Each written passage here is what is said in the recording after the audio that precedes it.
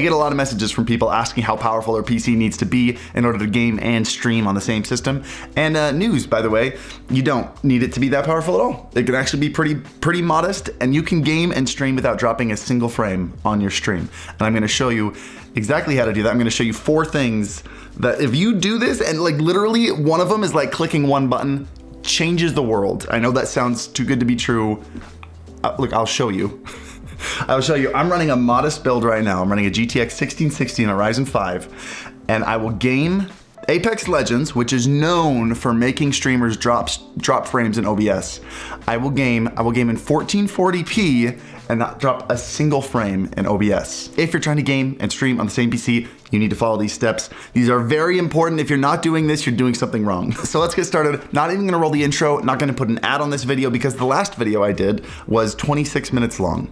And I don't apologize for it because it was a good video, but to make your life a little bit easier, I'm gonna make this one 5 minutes long. So I'm hoping at least, let's try. I'm already talking too long, let's jump into it. Step 1, you need to know the difference between x264 and NVENC. Let me just give you some real quick basics on how those work and how those load your PC. Okay, ready? Let's go. It's basically asking the question of which processing unit do you want to encode your stream, your CPU with x264 or your GPU with NVENC. It's important that you understand how they both work so you know how to choose one, and the bottom line is, and I'm going to show you this, if you are streaming on a single PC setup, you should be using NVENC. So if you want to be gaming and streaming on the same PC, you should be getting an NVIDIA graphics card, specifically one with the Turing encoders. I'll get into that in a little bit. So just so you understand how this works, your PC has 2 different processors in it. The central processor, the CPU, the graphics processor, or the GPU. You guys are probably familiar with that. Gaming is going to put a load on both. Heavier load on the GPU, but basically uses both processors.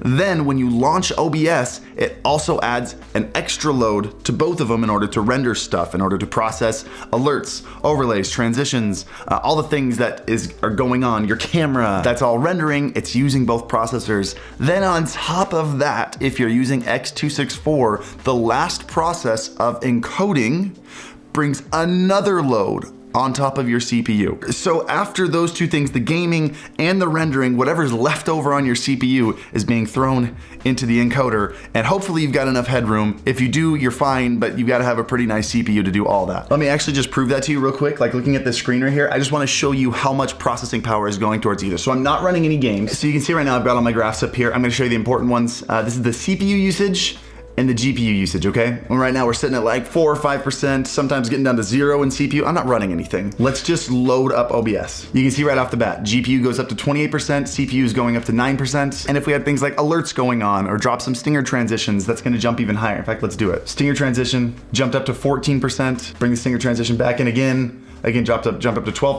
GPU's up at 32%. And by the way, this isn't even streaming right now. This is just running OBS, compiling all the different sources, which I've got a pretty simple stream going on right here. You can see that we go from literally nothing to about 30% on average on GPU, and we went from nothing to about 13% in CPU. Now, on top of that, if we were to start streaming using x264, using the encoder preset of medium for top-notch quality and a bitrate of 6000. Watch what happens when I start encoding on top of that. Look at the CPU. It immediately jumped from 9% up to 32%. Hovering between, we'll say 30, we'll just say 30 on average, 30%.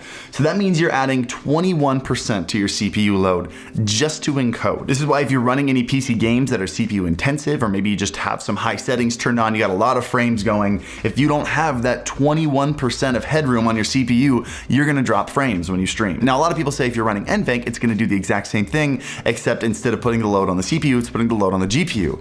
And that's not true. Because while again, the game adds a load to the GPU and the CPU, and then the rendering still adds a load to the GPU and the CPU, the encoding is not done on the regular GPU. The encoding is done on a completely separate chip on your GPU called the NVENC, or the NVIDIA encoder. And it's completely separate, and I'll show you. Watch this. If we change our encoder settings back to NVIDIA NVENC new, you please use new. We're gonna set it to max quality, set it to 6,000 kilobits. And you can even just see right here, this is when we were encoding and this is when we're not encoding. Now watch the GPU. Ready? Because this is what we're encoding with our GPU, right? I'm gonna hit start. Look at that. Zero change to our GPU. Maybe if we wanted to get nitpicky, it went up like 3%. This is why if you're using a single PC setup, I recommend using NVENC, because if you're using X264, you're utilizing resources that could be put towards your game for your encoding, and basically those two things are gonna be fighting against each other. Whereas if you're using NVENC, it's just a dedicated chip for encoding, nothing else is being done. Cool. Let's move on. All right, this next one is a big one for those of you who don't understand how much of a load you're putting on your PC with extra little graphic elements. A lot of you guys like to add as many animations as you can. I'm just gonna show you how much of a load animations put on your stream. Again, let's take a look here. We got our CPU usage at 11%. We got our GPU usage hovering about maybe 27 on average. Watch what happens when I take off the animated overlay and that animated background. Our CPU usage goes from 8 to 9% down to about 4 or 5%. Our GPU usage goes from averaging about 35 down to about maybe 31, 32, sometimes even getting down into like the low mid 20s. Animated overlays, especially if you got alerts going on, transitions. If you got a lot of animations, it's gonna add a lot of load to your CPU and GPU. And with the move towards extremely clean designs being kind of the thing, don't be afraid to go with a static design. And if you're on a budget system and you're scrambling for whatever resources you can, I would say go all static and save your animations for things like alerts and transitions where the movement actually matters. It's crazy how much processing power you can save just by going static. Next one, preview window. If you're on a single PC and you're dropping frames, disable your preview window. Both getting rid of unnecessary animations, getting rid of your preview window, save you a ton of resources. If you can close that, if you don't care about looking at it, I would recommend you do it. All right, the last one, tip number 4, and I'm just even gonna start off showing you what you need to do. I'm not gonna explain why yet. When you launch OBS Studio, right-click on it and run as administrator. And that is entirely it. I'm dead serious. And I'm sure you're thinking, that can't make a huge difference. Paha. I promise you it does. And let me explain exactly what this is doing, because in the most recent, or like one of the most recent updates to OBS, both OBS and NVIDIA have been working very hard together to fix an issue with Windows's resource prioritization. Let me explain what that means. Typically when you're running OBS and gaming at the same time, Windows will prioritize your game overall, which they get it. It's a gaming platform. If you're gaming, that should be the top priority. Why should it be allocating resources for, I don't know, Chrome? If you're gaming, it's gonna wanna put the resources to the game. So that's what they've done. The order of prioritization are game settings, things like your quality settings, your anti-aliasing, your post-processing, then your game frame rate, which means it takes your settings and then it gives you as many frames as you can with those settings. If you max out on everything, it's not gonna lower your settings, it lowers your frames. So settings, then frames, then your stream, OBS, right? So whatever is left over after all those things, it sends towards OBS. And if you get into a crazy battle where there are a million people, a lot of rendering going on in your game, you drop frames on your stream. If you run OBS as an administrator, what you're doing is you're letting Windows know, OBS, please make it my top priority, which by the way, doesn't take up a ton of resources. Not nearly as much as the game. So it sends the resources to OBS first, and then the other 80% that's left over of the GPU, it sends to your game. So now the prioritization is OBS, then your settings, then your frames. We're gonna quit out of OBS. I'm gonna launch it normally, right? All right, so the game is firing up. I try to ignore the frame drops that happen when like you're loading in the game. See, we're gonna drop some frames when I click that button. It freaks everything out. But you can even see just on the menu screen right now, not doing anything, and you can tell the GPU is up at 96%. CPU is pretty OP. I think this is why I ordered a 2600 for the budget build. But you can just see we're just non-stop dropping frames. We're never getting above 56 frames, and we're just in a menu screen. I'm just gonna fire in a game. So you can see what happens when you try to game and stream on a single PC, opening OBS normally. By the way, I am gaming in 1080p. The settings are pretty high. I have things set almost all the way up, except for I think some shadow rendering is turned down a little bit. But for the most part, max settings, 1080p. We're dropping down to 45 frames per second and the game hasn't even started yet. Let's just jump into one and drop for fun. I need headphones. I'm gonna jump into the firing range and I'm gonna do some moving around and get some rendering going. I don't think I'm gonna be able to find a game at 5 a.m. Yeah, dropping down to 48 frames. Let me at least hit some good shots. Yeah, we're pretty much sticking at 51 frames. It says we're dropping 4% of our frames. It does not look good. Anytime you're dropping frames, it's gonna look terrible. All right, so you've seen what it looks like running OBS normally. Now we're gonna make a change. I just opened OBS as an administrator, and just to prove my point, I'm actually going to crank up the settings. We're gonna change this screen to 1440p, 144 hertz, still the same settings. NVENC new, 6,000 kilobits, max quality. So I'm just trying to show you, like, I'm cranking everything up here. So we dropped frames as the game loaded in. As you can see, the 29 and the 34. That just happened as the game launched full screen. If this was at a more decent hour, we'd be able to jump into actual games because we could actually fill a lobby. You know what? We're gonna try it. Come on, Apex, give me a game. Gamers, I believe you're up at 5 a.m.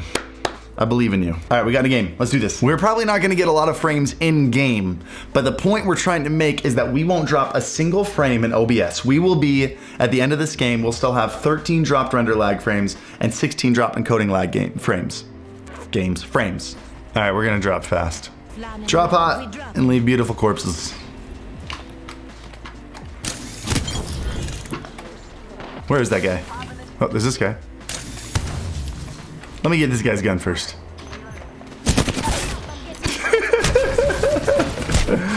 Cut that out, Sam. Cut that out. Yeah, we don't need to see that death. So the recording accidentally cut out, but as you can see, I clearly won that game with about 20 kills. But if we look over at OBS, you can see didn't drop a single frame in OBS. My frames definitely went down. I went down to about 40 to 50 frames, especially as we're like flying over the map and it has to render the entire map. It dropped a lot of frames in game, but the point is when you run OBS as an admin, it prioritizes your OBS rendering over your game rendering. So when that GPU maxes out, which is inevitably going to do, you're gonna drop frames in game, not in OBS. So this is usually the issue people come to me with when they're trying to build a single PC setup. They drop a lot of frames in game when they're trying to run NVENC. They get that encoder overload, which is what happens when you run OBS normally. Run OBS as admin solves all your problems. I'm gonna drive this point a little bit further home. I've got a bunch of parts coming in tomorrow. We're gonna build an even lower budget PC than this one. We're gonna keep the 1660 Ti. We got a 2600 coming into a previous gen, which is like an $80 cheaper CPU. And then not only are we gonna build it and test it, I'm going to use that PC on my own stream next week. So just to, I guess, put my money where my mouth is? Is that the phrase? I don't know, I never gambled. Whatever, anyway, I hope this helped. I'm excited for you to try this out on your own rigs and solve all your problems. If you have any other quick questions that don't sound like they're gonna be answered in the next couple videos, I stream every Monday, Wednesday, Friday. Feel free to follow me, link in the description below. Also, if you wanna talk with other streamers about this and meet up with a massive community, we have an incredible Discord with over 35,000 members. Feel free to join that, link in the description below. And as always, happy streaming. I've had one toxic game early this morning, but for the most part, it's been pretty chill. Kind of like, oh, you missed the other game that I could hear him and you couldn't. Slayer. Was he? Hey, Kitty Cosmo, you're my new e-girlfriend. Got it? Yeah, it hasn't been toxic at all. Oh, okay. Cool.